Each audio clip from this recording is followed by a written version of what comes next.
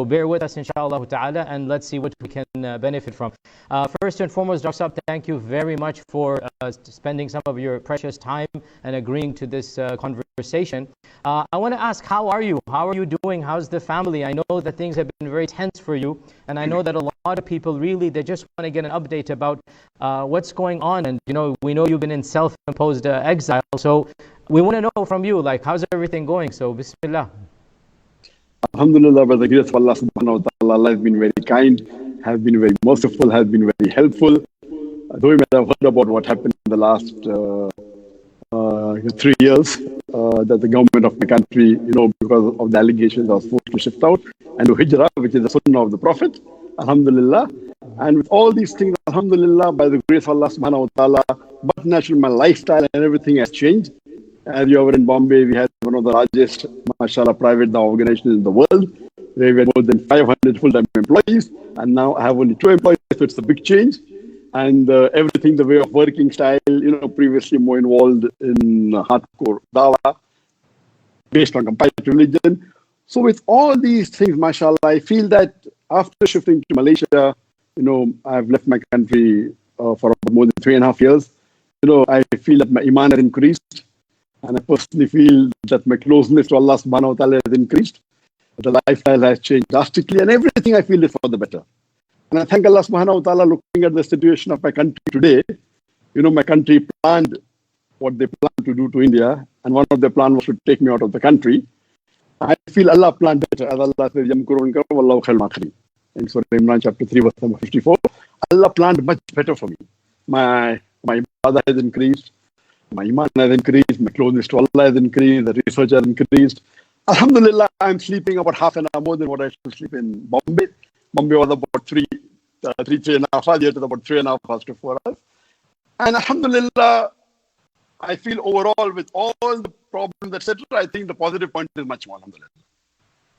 Alhamdulillah. So Allah subhanahu wa ta'ala reminds us in the Quran, وَمَنْ يُهَاجِرْ فِي سَبِيلِ اللَّهِ يَجْدِ فِي الْأَرْضِ مُرَاغَمًا كَثِيرًا وَسَعًا. Whoever migrates for the sake of Allah subhanahu wa ta'ala, that he will find the earth very fertile and a lot of benefits and khair will come. And as we know, Dr. Saab, that hijrah has been the sunnah of the Anbiya. Ibrahim alayhi salam was the first to make a hijrah, and our Prophet Muhammad sallallahu alayhi wasallam himself made the hijrah. So you are following very noble footsteps, and we know that every hijrah that they made, it brought them much good for themselves and for the religion of Islam. So I pray that Allah subhanahu wa ta'ala blesses you in this hijrah, and I pray that all of those blessings that the Quran mentions that will happen to those who immigrate for the sake of Allah, and all the blessings of the muhajir, because the muhajirin are of a higher status because of their hijrah. I pray that those blessings also come to you for your hijrah, and Allah brings comfort and peace to your family. But the question that arises, Dr. Saab, is why choose Malaysia? Because even when I heard, I was like, mashallah, there's so many countries, and I love Malaysia, but again, there must be some reasons. So what is the reason that you chose the country of Malaysia? Well, the problem started in India about 3.5 years back in July 2016. Within a couple of months, mashallah, there were about 13 to 15 countries that they offered me that I can come and stay there, and we'll take care of you, we'll protect you, alhamdulillah. Seeing pros and cons, I shortlisted about 3 countries, out of which I felt Malaysia was the best. And according to me today, after taking the decision, I feel that almost all the countries, all the Muslim countries in the world are having problems. So I feel Malaysia is the best of the worst among the Muslim countries, or the best available Muslim country for a person to live in. And my reasons are, number one, that Malaysia is away from the war zone. Many of the Muslim countries are in the war zone, like Yemen and the Gulf countries and Egypt and Iraq and all. It's away from the war zone, number one. Number two, being in the Southeast Asia, it is away from the direct influence and the direct bullying of the Western countries. Number two. And number three, that Malaysia is the strongest Muslim passport in the world. It's the country which has the strongest Muslim passport, where you can travel to 185 countries without any visa. USA maybe, I think, 2 countries more, that's it. So Malaysia, 185 countries you can travel without any visa, alhamdulillah. And lastly, amongst the non-Arab countries, among the non-Arab Muslim countries, I feel the practice of the Malaysian Muslim on average is higher than an average Muslim in India or average Muslim in Pakistan or Bangladesh on average. I feel that you find more number of percentage of Muslims offering the salah in congregation in the mosque and practicing the deen. So all these factors put together, I felt, and Malaysia again, point number 5, is very economical. Compared to other countries like Gulf countries, the cost of living is somewhat similar to India. And lastly, point number 6, it's a very beautiful country in terms of scenery, and even everything else is much more economical. And even traveling there, you find that a large number of tourists come to Malaysia. So these 7 factors put together, and especially Putrajaya. I feel Putrajaya is one of the best Muslim cities in the world for a Muslim to live in. Because here, mashallah, there's no alcohol, there's no nightlife, there's no dance clubs, and there's no pork. So all this put together, I felt Putrajaya is one of the best cities in the world where a Muslim can live, practice, alhamdulillah. Alhamdulillah. So I just visited Malaysia, Raksab. We met each other a few months ago. We had no idea this lockdown would happen. Alhamdulillah, I've been to Malaysia 3 or 4 times. And may I add here that I have found also the Malay people to be very humble, very sweet, very good akhlaq, and subhanallah. And one of the things that I said when I went to Malaysia is that in most Muslim countries in the world, the armies of Islam came and then Islam spread after that. But Malaysia is one of the few places that Islam spread organically. And the majority of its inhabitants are Muslim, despite the fact that, there was no ghazwa, from the time of the Umayyads or the Sahaba. So this is, inshallah, something that they can use to their advantage. And for the listeners as well, Putrajaya is a new city that is around an hour or 40 minutes away from Kuala Lumpur. Half an hour. It's half an hour. On average. Half an hour away. And it's what? On average. Some parts are much more closer. On average, some yeah. are further. And depends on the traffic as well, because Malaysia does have some traffic, But Putrajaya is a purpose-built city that was meant to be a capital where they can run the administrative capital of the country. Yes, it's the administrative capital, yeah. And it's a beautiful city, mashallah, as Raksab said, that there's so many pros over there, alhamdulillah. So Raksab, I mentioned that we met recently, I think it was just 3 months ago, seems like so long ago. And subhanallah, we had a very nice conversation. We spent the day together. And I just made a post with your permission about our conversation. And I mentioned in it that, the BJP government offered you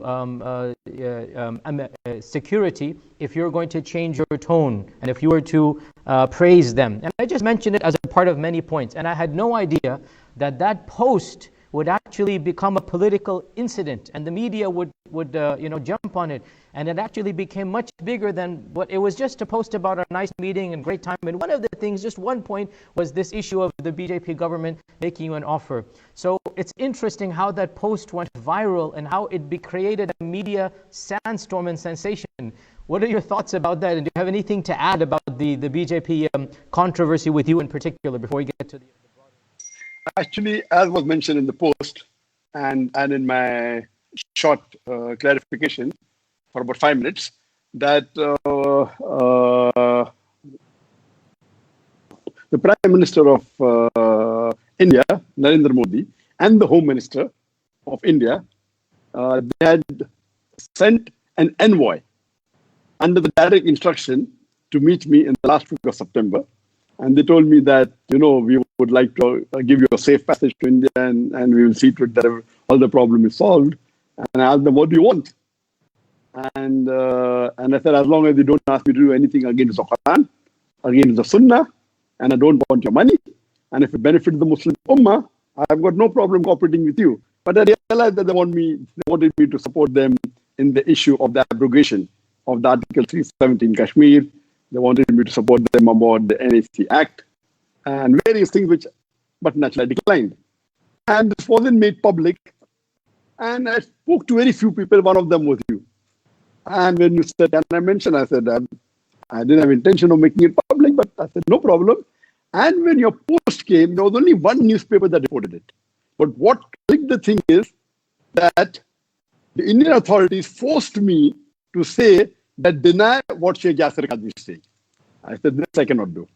So when the pressure increased on me, then I gave a press release, as well as a short video of 5 minutes clarifying the issue. and saying about the background, which went viral. And I literally counted more than 100 newspapers, media, and media outlets, mainly in India and all over the world, they covered this event. And it went viral. And even the short video has more than 1 million views, alhamdulillah. SubhanAllah. So I want the viewers to understand how precarious the situation is, that it wasn't even meant to cause any issue. I'm just reporting on our conversation with Dr. Saad's permission, and the government doubled down and wanted him to withdraw and say that that never happened. And it must be said here, it's so it betrays the reality of this organization and this entity that is ruling the country in a way that is so clear. They know, Dr. Saab, that you are not a terrorist. They know that you are not an actual threat.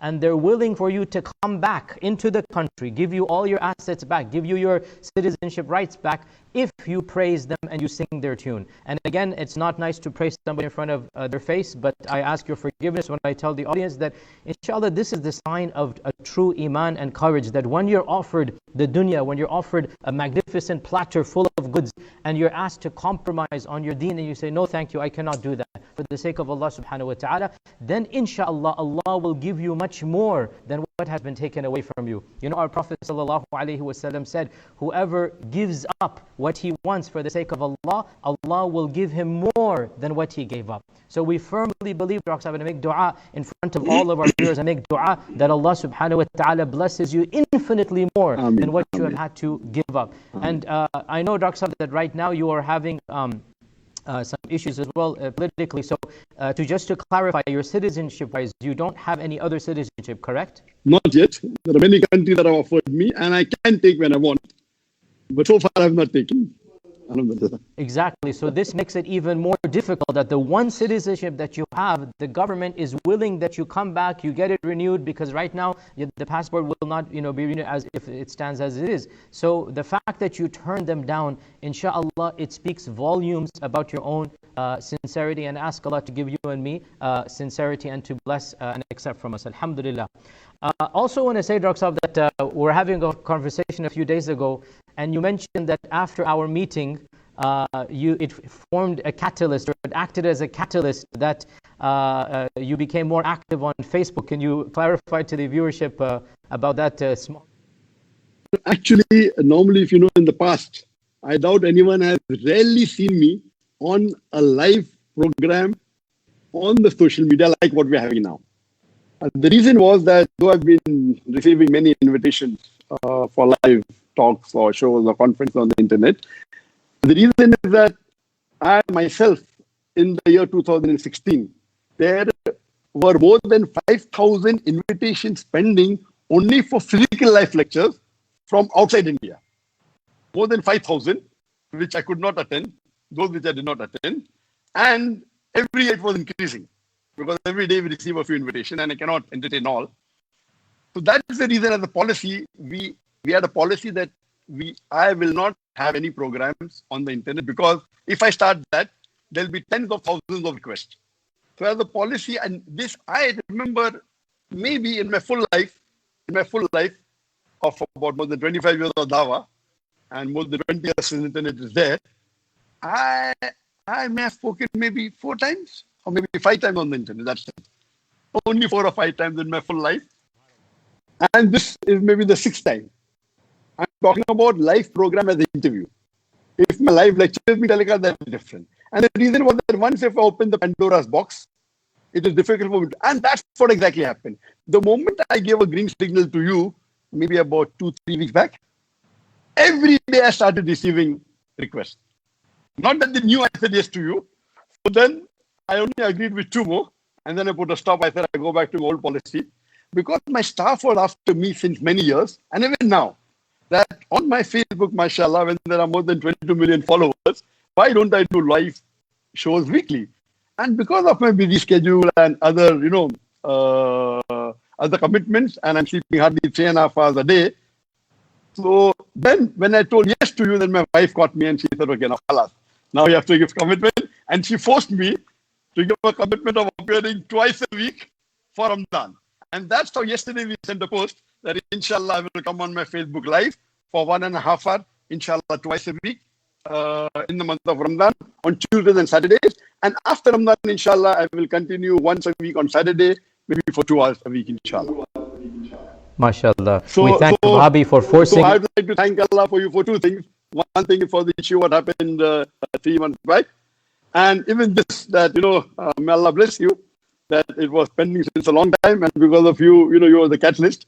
And alhamdulillah, because of you, inshallah, you'll get the thawab jariyah for both these. Impact, inshallah. Jazakallah khair. But all of this is from Allah subhanahu wa ta'ala. And the reason, I'm sorry, the reason inshallah, because she's the one who requested it. And also, this is a message to all of the husbands out there that even Dr. Zakir Naik and myself, when our missus says something, we obey them. That is the sign of a happy marriage. Alhamdulillah. She's the most Alhamdulillah. She's the most actually. Alhamdulillah. Alhamdulillah. So, Dr. Saab, so as you know, I mean, we have our viewership also knows this, that we've had a good relationship for almost, I think, 15 years now. The Peace TV, Peace Conferences, I used to attend back in mid-2000s. Yes, 2007 was the first time we met. 2007 we met physically the first time. So this is the approximately 14 years, alhamdulillah. 14 years, exactly. And alhamdulillah, I've recorded the whole seerah and other programs as well. But what is the status of Peace TV now? And what is the future plans that Peace TV has? And also your personal future plans now that we don't, you're disconnected from India and you're based in Mumbai. So, as you are aware, alhamdulillah, that Peace TV, mashallah, was the largest religious watched satellite channel in the world. Not only Islamic channel, but a satellite channel. And according to the survey-weighted viewership of Peace TV Network, as you are aware, the Peace TV Network has got satellites in 4 different languages: English, Urdu, Bangla, and Chinese. English, in the year 2016, it was broadcast on 15 different satellites, mashallah, having potential viewership of about 1.5 to 2 billion people. Potential viewership means it is entering the home, the house. They may watch, they may not watch. But the actual viewership of Peace TV English approximately was about 100 million. Peace TV Urdu was approximately 80 million. Peace TV Bangla was 50 million and Chinese about 20 million. All put together was more than 200 million actual viewers, alhamdulillah. And as you know that after the internet is getting more popular, the social media is getting more popular, and everyone asked me the question that, hasn't social media overtaken the satellite? And I told them in 2016 that not yet, it will in the near future. As for the statistics of the end of January 2020, approximately 59.8% of the population of the world, they use internet. And about 49.8% use social media. That's more than 4.5 billion people use internet, and about 3.8 billion people use social media. And number one on the social media is the Facebook, which has active monthly viewers of 2.5 billion. It's number one in the world. Number two would be the YouTube, which has 2 billion monthly active users, followed by WhatsApp, which is 1.8 billion. Then you have the Instagram, more than 1 billion. And then you have the Twitter, about 600 million. And then you have the Tumblr, the Pinterest, and Snapshot, so on and so forth. So what has happened that in 2016, yet I believe that the satellite was much higher than the social media. Now the gap is decreasing. Now I feel that the reach of the social media is someone at par with the satellite. And what happened in India, that our base was in India, actually, and our headquarters was in India, where in Bombay alone, we had, mashallah, more than 500 full-time paid employees, only Bombay. Then outside Bombay, other cities, we had more than 100, and our staff outside India in other countries was another 30, 40, mashallah. So all put together, we had more than 600 full-time paid employees. And our main production studio of Peace TV in Bombay had 300 full-time paid employees.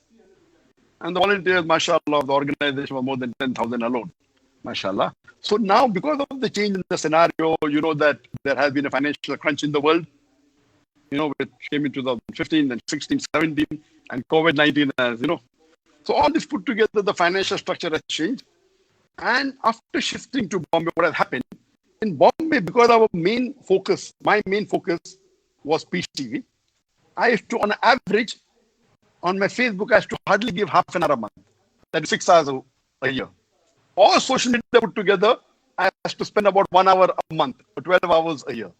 When I shifted to Malaysia and I got settled in 2017 and then 18, I started giving only for the social media about 5 hours a day. You know, whole thing has changed and satellite became less because the production has reduced. In the last 2 weeks, I've been giving about maybe 15, 16 hours a day for the social media. Why? Because we were only on basically 3 platforms before. On Facebook, YouTube, and our website. Our website was, we had to close our website because it was registered under the organization. So for legal purposes, in 2016, we had to close our website. At that time, the IRF.net was the 4th largest visited Islamic website in the world. The first being Islam Q&A. But then we had to close it. Now we decided, okay, let's restart it. So the last 2-3 weeks I've been at it, and inshallah, if Allah wills, day after tomorrow, during Ramadan first, we'll be launching the website again. And it is completely different than what it was before. It is much more informative. It is much more voluminous. That website wasn't that much, but yet it was popular. So, inshallah, we are looking forward to it. And once it is launched, the main structure would be ready. But every day we'll be uploading things like lecture script, videos. So all the activities put together, if you're on Facebook, everything will be on the website. If you're on my videos, will be on the website. Pinterest will be on the website. So we are giving more time to the social media. So my focus has shifted more to social media. And just a week or 2 weeks before, we launched Instagram, which is the second most famous in terms of after Facebook, in terms of posting social media. It's the second most, not counting the YouTube and the WhatsApp. So we launched on the Instagram. We're having problems because you know that there are already more than 50 fake accounts on Instagram, more than 100, 200 fake accounts of mine on the Facebook, on all the social media. So when we launched, we're having a problem that our name is coming last because it is new. And so other Zakir are thought to be more authentic. So inshallah, we'll catch up soon. And so we have shifted our focus more on the social media. The production of satellite has gone down.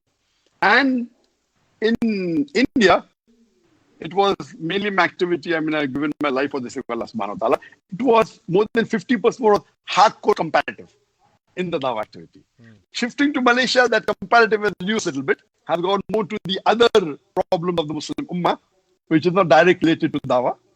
And I'm in interaction with more scholars than what I was before, the Islamic scholars, the Islamic du'ats. So the whole type of activity has shifted. And may Allah accept whatever we are doing.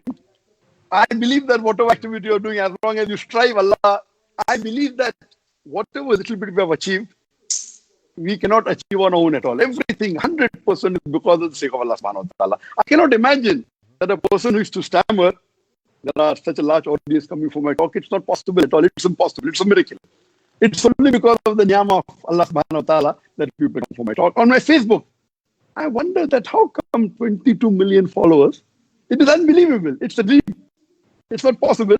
And you know that with 22 million followers, if you make it, commercialize it, you can earn millions of dollars in a year. Millions. We know that. But we have not made any of our social media commercialized, neither Peace TV, because we believe that we want more sawab and a bigger reach. So now we are focusing more on the social media and the other aspects of the Muslim Ummah rather than what we used to do in Bombay. And may Allah accept our efforts in it. Alhamdulillah. So Allah subhanahu wa ta'ala reminds us in the Quran, إِنَّ الَّذِينَ آمَنُوا وَعَمِلُوا الصَّالِحَاتِ سَيَجْعَلُ لَهُمُ الرَّحْمَنُ وُدًّا. And what this means is that those who do good deeds and those who are righteous, Allah subhanahu wa ta'ala will write love for them. And our commentators say that one of the signs of sincerity and one of the signs of piety is that love is written for the servants of Allah amongst the hearts of the servants of Allah. So we pray that Allah subhanahu wa ta'ala grants all of us that sincerity, because with that sincerity comes the barakah. There is no barakah, there is no blessings from Allah without sincerity. So we ask Allah subhanahu wa ta'ala to grant you sincerity, me sincerity, and all of our viewers sincerity. And inshallah, it is a sign. The very fact that so many people admire and respect a Muslim and the righteous look up to this, inshallah, it is a sign. And we ask Allah to maintain all of us in that positive until we die and in the future as well, inshaAllah ta'ala. Ameen. Dr. Saab, I need to ask you a very difficult question, but it is troubling to many of our viewers.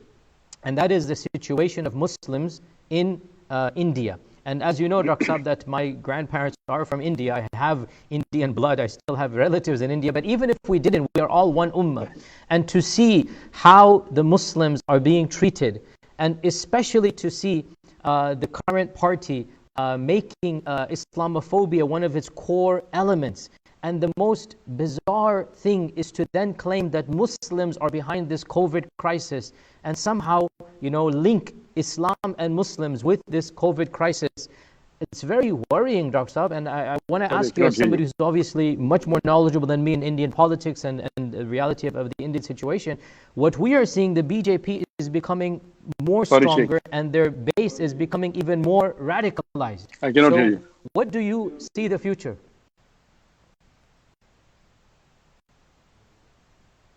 Yeah, Dr. Saab, can you hear me?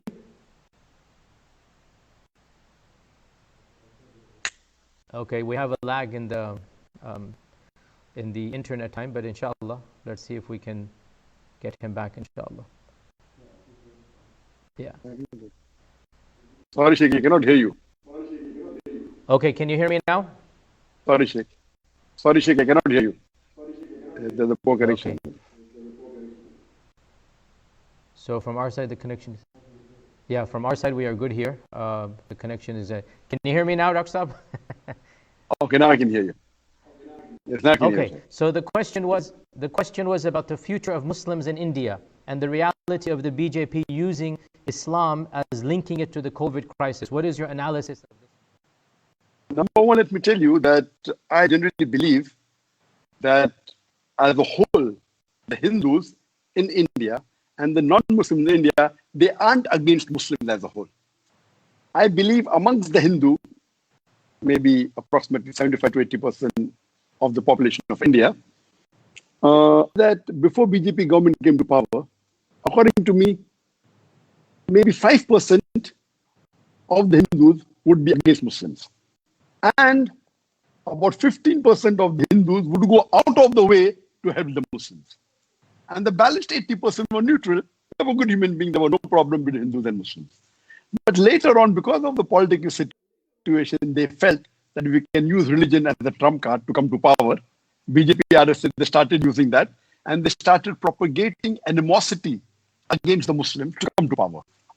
And with that, maybe the percentage of the Hindus against Muslims may have increased to 10%.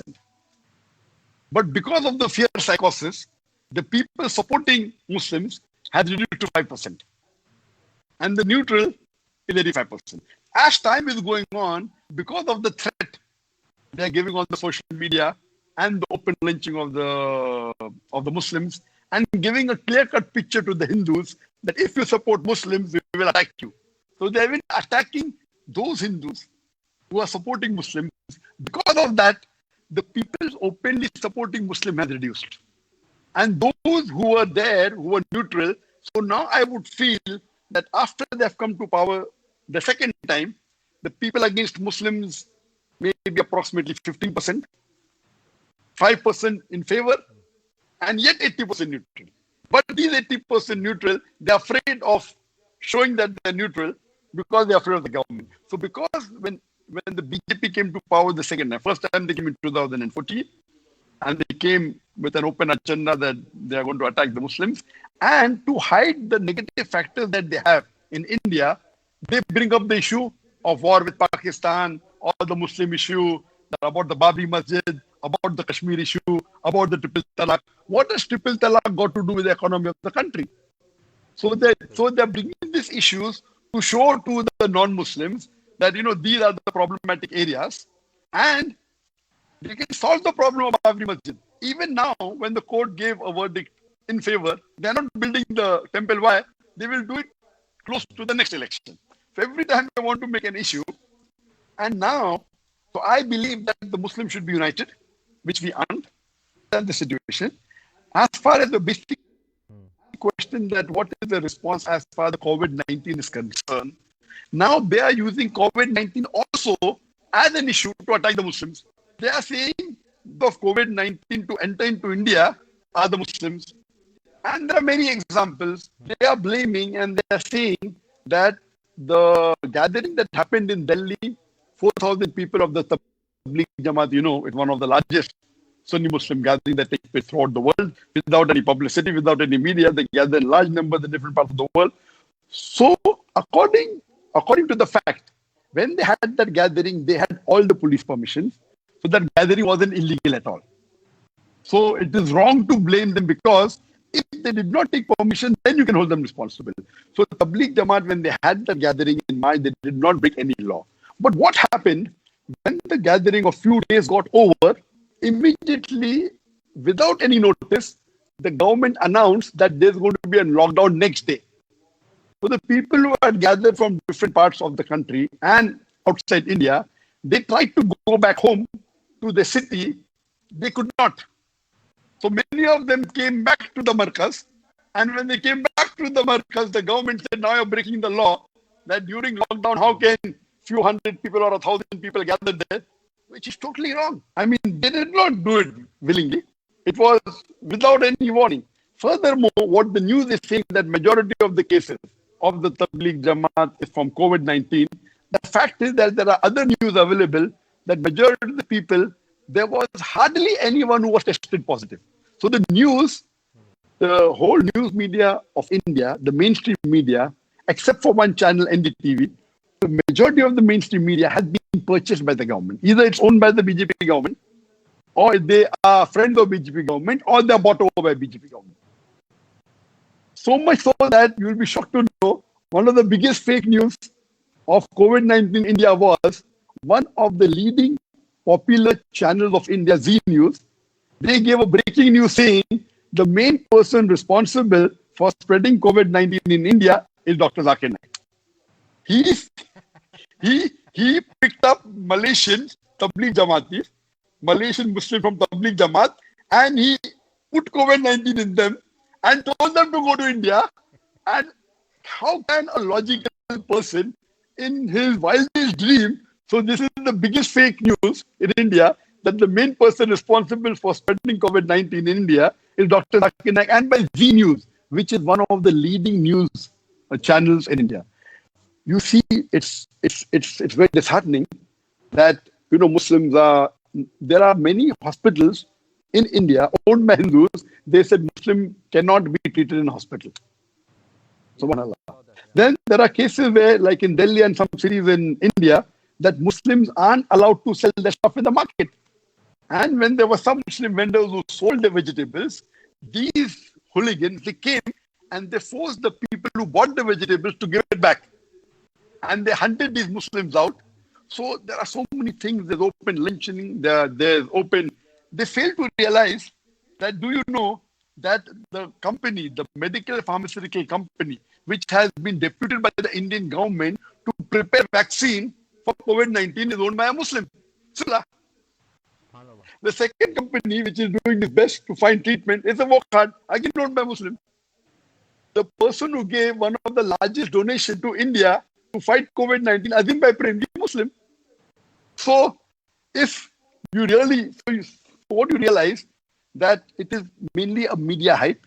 It is promoted by the government, such things, which is absurd. It is inhuman. It is against the constitution. And what they're saying, I mean, I can keep on speaking for hours. I don't want to do that. What they said, it is Corona Jihad. Not coronavirus. Corona Jihad. These Muslims, they are responsible for spreading the COVID-19 coronavirus in India, and they're saying Corona Jihad. So may Allah save us from all this fitna that's being done by the anti-Muslims.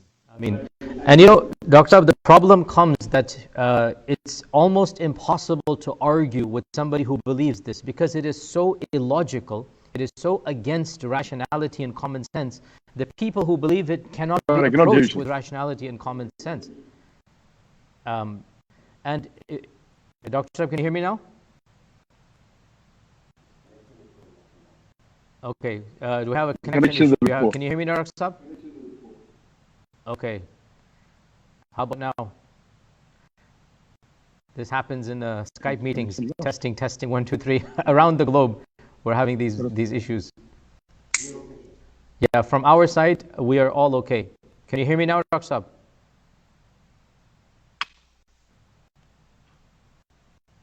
We can hear you, Dr. Saab, but I cannot hear you, Sheikh. I don't think I you mean, the can hear. connection is poor. You cannot hear still. I can just hear you. Okay. No, Sheikh, I can hear you in sports only, not clearly. No. Okay. But we can hear you, by the way, absolutely fine. So we can hear you. Let me see if we can. I cannot hear you. So if in. you want me to answer, I cannot answer, but I can speak. Okay. Well, so let me just explain a little bit as well from our side is that what Dr. Saab said about India is actually applying around the world. And here in America, unfortunately, even our own president and members of the administration have also begun linking Islam or somehow bringing in Islam or using their far-right agenda and linking it with Islam. So, for example, 3 days ago, the president retweeted a very far-right Islamophobe saying that, you're telling us to shut the churches down. I wonder, are you going to do the same thing with the masjids or not? Are you going to shut the mosques down or not? And of course, America is 1% Muslim. That's a very small minority of us here is Muslim. And there is no issue. Alhamdulillah, almost all of our masjids have voluntarily shut down. So this is a false fear that is being created. The president retweeted this, that there's a double standard between churches and mosques, and there is no double standard. Yesterday, the president announced that because of the COVID crisis, we're going to ban all immigration. And of course, this is catering to his far-right base, where these xenophobic parties across the country, in India, in Israel, in America, in Brazil, you have the rise of these nativistic, we call them parties that are mixing a hybrid of fanaticism and racism and their versions of religion, and they're using them to foment their own base so that they become more popular. And in all of these countries and more, Muslims and Islam becomes the target. We become the evil person that they're now creating and fomenting their own political ambitions via being against Muslims. And unfortunately, we're even seeing this across the country. I know that even in the Middle East, there's some issues taking place in this regard. Do you have any comments about that, Dr. Saab, that the rise of Islamophobia and linking it to the... Yes, I do agree with you that it is happening throughout the world. More in India, what's happening in USA, happening in UK, even in UK. And as far as the Gulf countries is concerned, you may be aware that all the Gulf countries, the maximum foreigners that are there in the country that are Indians. In all this is country, all this is Gulf country. And out of the Indians that are there in the Gulf country, approximately 50% are Muslims, 50% non-Muslims. And for your information, the maximum revenue, the maximum foreign exchange that comes into India is from the Gulf country, 50%. Every month, more than $1 billion is transferred from UAE to India officially. More than $1 billion a month is transferred from only from Saudi Arabia to India officially. Unofficially, the amount may be bigger. Only from the Gulf countries in India, every year, $55 billion comes in. Only from the expatriates. And that is about 50% of the foreign revenue of India comes from Gulf country, and all Muslim countries put together, it is more than 60%. The problem is that, according to me, there has been a negative comments by the non-Muslims of India and the Gulf countries since ages. But in this COVID-19, it has hit epidemic levels. And you find large-scale people in all the Gulf countries, especially in UAE, in Saudi, in Kuwait, they have started speaking against Muslims and criticizing them, abusing them. What has happened, alhamdulillah, good thing after a long time, our brothers, mashallah, in the Middle East, they woke up. And we have many people from the Gulf countries who are objecting to this Islamophobic attack, to the maligning of the Prophet, of Islam, of the Muslims. So much so that, mashallah, you had from the royal family in Sharjah, in UAE, that's the princess, Hind Al-Qasmi, she objected. There were many other people from UAE objected, from Kuwait, from Qatar, very famous scholar, Sheikh Zarani, a very famous lawyer from Kuwait, said that we should file case against these Indians living in the Gulf country who speak against Islam. And he said that all those who have information about non-Muslims, Indian, in Gulf countries attacking Islam, please let me know. We'll do a case against them. He went to the extent of filing a case in Geneva in the human rights against these people. But I would like to give an advice that they should go a step further. There are many of the non-Muslim Hindus from UAE who have been sent back to India and from other Gulf countries. I would like to add and request them that not only they should take into account all the non-Muslim Indians living in the Gulf country attacking Islam, they should even keep a track record of all the non-Muslim Indians in India who are attacking Islam and keep that data with them, because most of these rich non-Muslim Indians often travel to the Gulf countries. Many of them, they travel to different Muslim countries of the world. And many Muslim countries of the world are tourist spots, whether it be Malaysia, Turkey, the Gulf countries, Dubai. If they have a record with that, and if they know that they're criticizing the religion of Islam and actually spreading venom and communal disharmony, it is by the law of all the countries, Muslim countries, you cannot do that. So if they have a data and they make it very evident that if these people who have openly criticized and spread communal disharmony, if they come to our country, we will arrest them, that would be a step further, so that the non-Muslims in India, they know that they travel to Muslim countries, and if they openly criticize not criticize, actually abuse the Prophet, abuse Islam, openly without any reason, without any logic. So if they make it very popular that all the OIC, that we will have a record of these non-Muslims who are openly abusing Islam, once they enter any Muslim country, they should be arrested. That would would cause a difference in the impact of the Islamophobia and attack against Islam. ولا تسبوا الذين يدعون من دون الله فيسبوا الله عدوا بغير علم. Allah is commanding Muslims who do not believe in idolatry. We are very critical of idolatry. Allah says, don't curse the false gods and their idols. Don't say vulgarities, because in response, they're just going to utter vulgarities. You see, as you know, Dr. Saab, debating is allowed. You can have a good conversation. They're allowed to hold beliefs that are contrary to Islam. But bringing in vulgarities, being mean and nasty, simply being rude for the sake of being rude, uttering evil things about Allah and His Messenger just to hurt other people's feelings. This is not even in our religion. We are told, even if you don't believe in their gods, don't curse their gods, don't say vulgarities about their gods. And subhanAllah, what you say is absolutely right, that there is no doubt that those who say vulgarities about our Prophet ﷺ, why should they be coming to the lands where the Prophet ﷺ is respected? So, Dr. Saab, we're coming to the end of our program. Can you hear me now? We have one question left. Can you hear me now, Dr. Saab? No, I can only hear you just a couple of words in the sentence. Okay, so the last question that we have, and I have some stuff to say as well if you cannot hear me in the meantime, and that is we're facing the rise of agnosticism, the rise of atheism. This is our final question, Dr. Saab. We're facing the rise of agnosticism and atheism amongst some segments of the Muslim Ummah, especially here in America. I'd like to speak a little bit about that before we conclude, because I think it's very important that people hear from the both of us.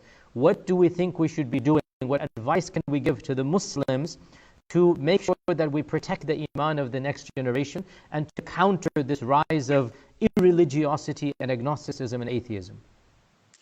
As far as the rise of atheism rising in the Western country, I disagree with you.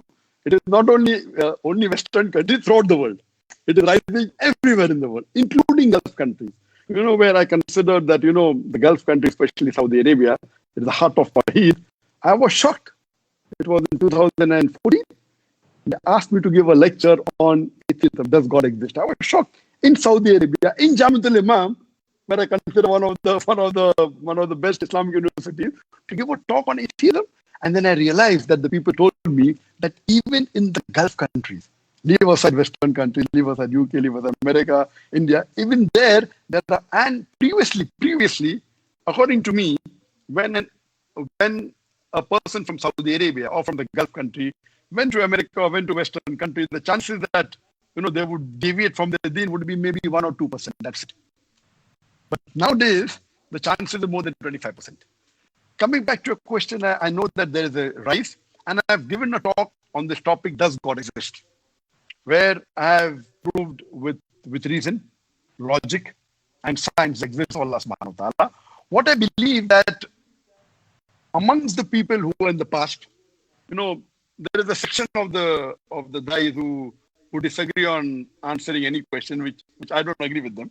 They say, okay, this question, ye shaitani sawal hai. This is a devil's question. So this question cannot be asked. So they disagree on answering question when anyone raises against the Quran. When I'm concerned, if I find a book which is written against the Quran and a book written in favor of Quran, I will first buy the book written against the Quran to know how are they attacking the Quran. If I don't know how the enemies are attacking the Quran, how as a Da'i can I defend it? So what we realize that many questions like which our younger generation asks, our older generation used to disagree replying, saying that this will take away from the deen, which I disagree. Number one, we should stop saying do not answer questions which are a Satan's question. I said, no, you can answer any question. Yes, a question can be illogical, fine. But we cannot say that if it's any question, like someone says, why don't you have pork or anything? If they ask any question, it cannot be a question which cannot be asked. That's a different question that everyone is not specialized in the field of answering the atheist. One thing is we should encourage questions, let it be anything under the sun, but everyone is not specialized in replying. Because while if you're not specialized, you may falter and bring the principles of Islam while replying. So I know many guys while replying to the non-Muslims, they go overboard and they go against the principles of the Quran, they go against the verses of the Quran, they go against the Hadith unknowingly, unintentionally. So that's a big problem.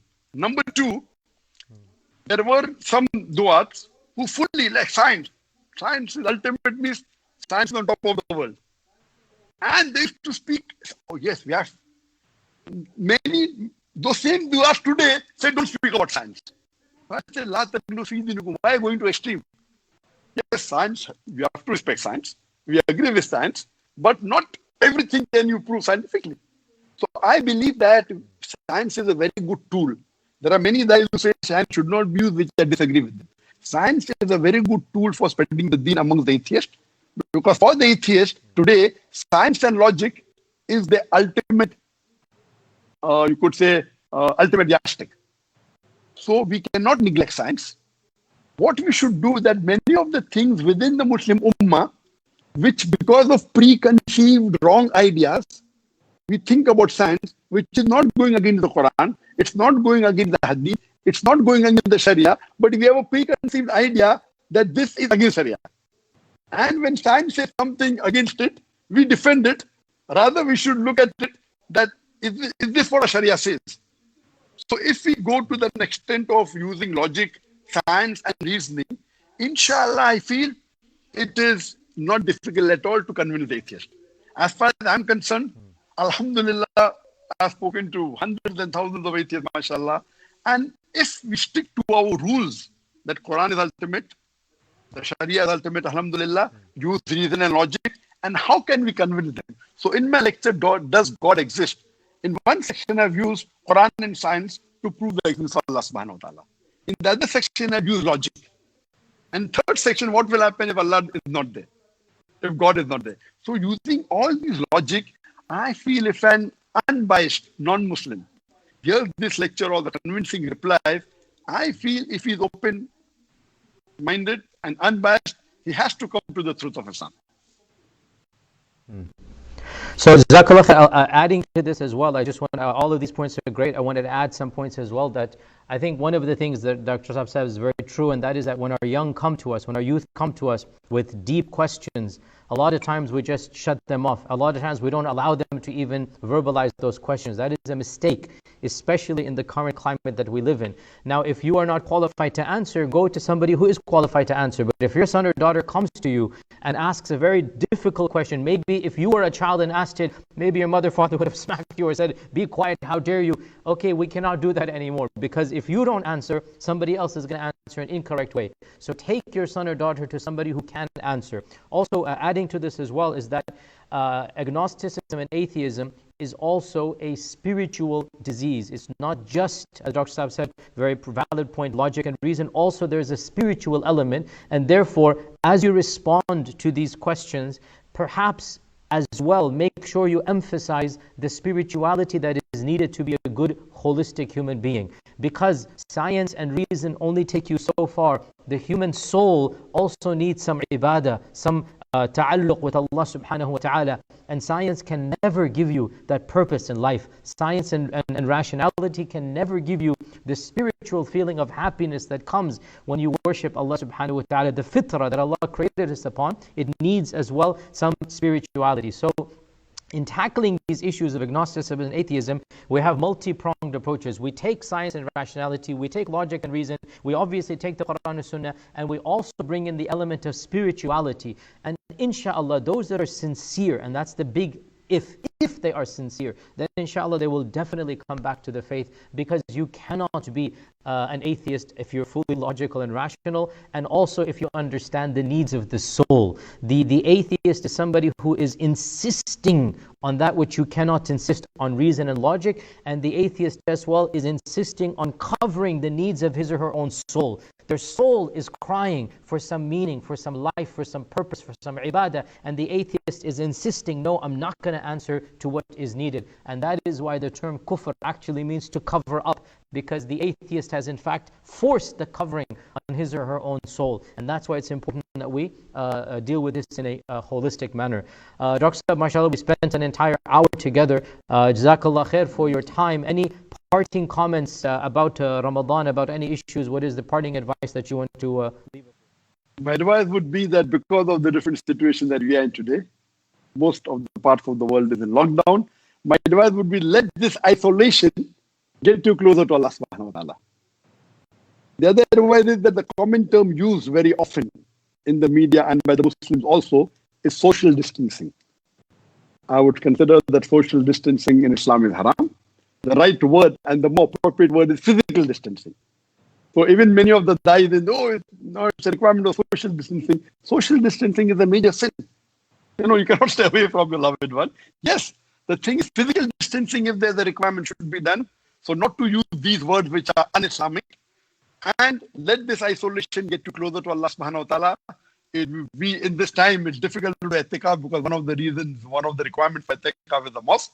And most of the mosques are closed down. So let us, when we are isolated in the home, let us come closer to Allah subhanahu wa ta'ala. Let us contemplate and let us do more good deeds. And let this month of Ramadan, which is starting from tomorrow, here in Malaysia, there is hardly about 20 hours, less than 20 hours left in Malaysia, about 19 hours for Ramadan, and in your part of the world, maybe more than a day is left. So inshallah, we pray and we're looking forward to this Ramadan, and let this Ramadan get us closer to Allah, let our iman increase, and let our taqwa also increase.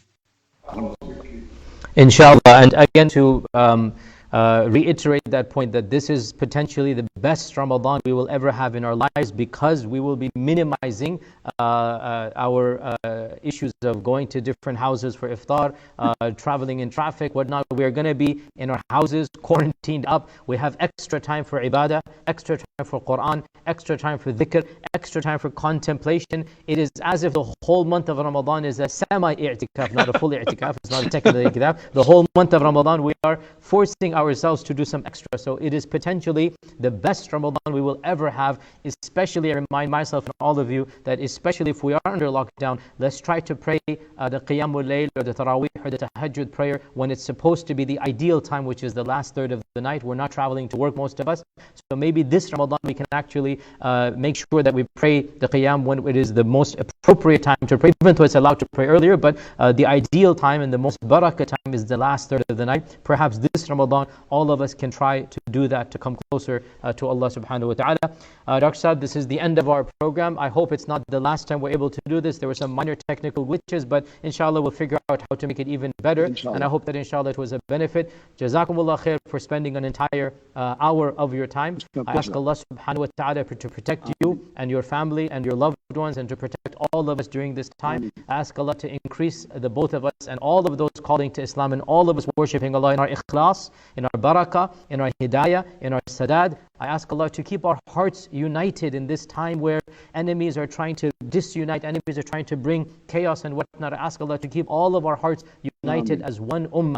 I ask Allah subhanahu wa ta'ala that we live as good Muslims, that we die as righteous mu'mins, and that we are resurrected in the company of the Anbiya and the Salihin and Shuhada, and what a great companionship they are.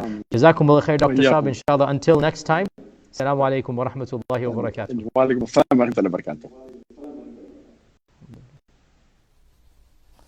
Assalamu alaikum wa rahmatullahi wa barakatuh. My dear brothers and sisters, this is your brother Imran Chaudhry. I am the president of East Plain Islamic Center. On behalf of Epic Board, our scholarship, and above all, our Epic community, I want to sincerely thank Dr. Zakir Naik for such a beautiful program. This was his first time, but I can assure you this will not be his last time. Inshallah, we will have many programs in the future with Dr. Zakir Naik.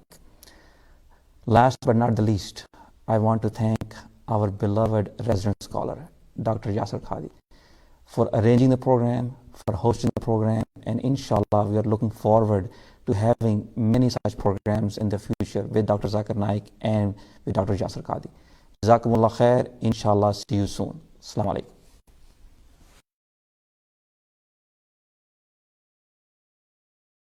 شهر رمضان الذي أنزل فيه القرآن هدى للناس وبينات من الهدى والفرقان فمن شهد منكم الشهر فليصمه ومن كان مريضا أو على سفر فعدة من أيام أخر يريد الله بكم اليسر ولا يريد بكم العسر ولتكملوا العدة ولتكبروا الله على ما هداكم ولعلكم تشكرون